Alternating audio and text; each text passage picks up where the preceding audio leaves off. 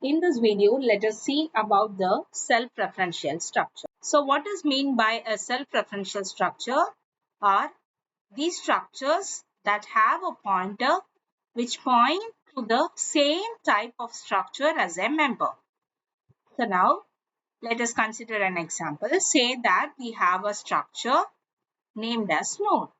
So in the data structure, the linked list consists of nodes and each node is represented by the data part and the link part. This link part is a pointer variable which is self-referencing the structure called as node. Say that the data can hold the value and the link is a pointer part which will always point to an other node which is of the same structure which is referring to the node. So now let us see how to implement this self-referential structure. So first we are going to create a node, say A, and then a node B which holds up some value, and first I am assigning the link of node A as null and for the link of node B also as null, and then we will connect the node A with the node B. So now let us jump into the code.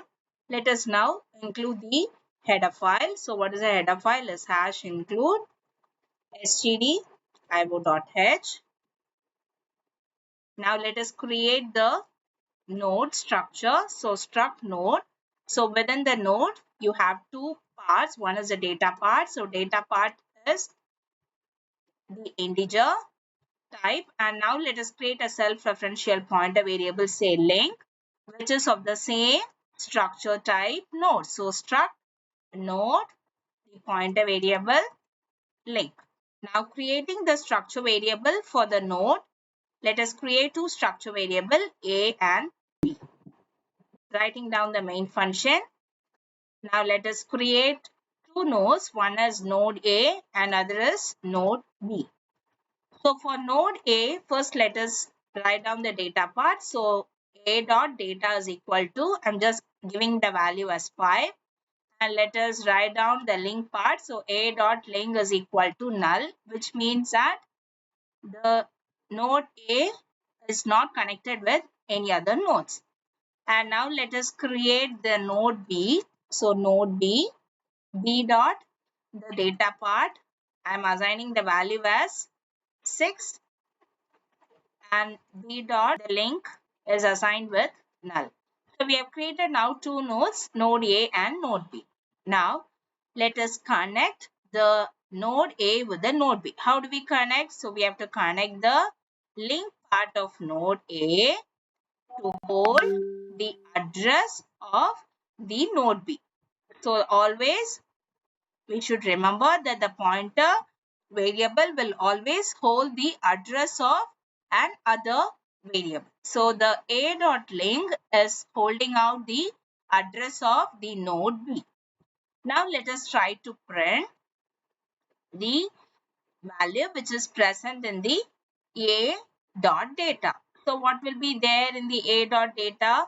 So let us print it out. So A is equal to %d A dot data. Now let us write another printf statement. So printf, let us now print what is the value of B through the node A. So how do we do that? So B is equal to %d. Let us give the escape sequence, comma. And how do we get the data part for node B is, if we have to get it through A, we can give it A dot link. We can access the pointer variable through the arrow operator. So ending up with the semicolon. So it is going to print the B's data, and let us see what is there in the link part of node A. So let us type link part of node A. That will contain the address of B.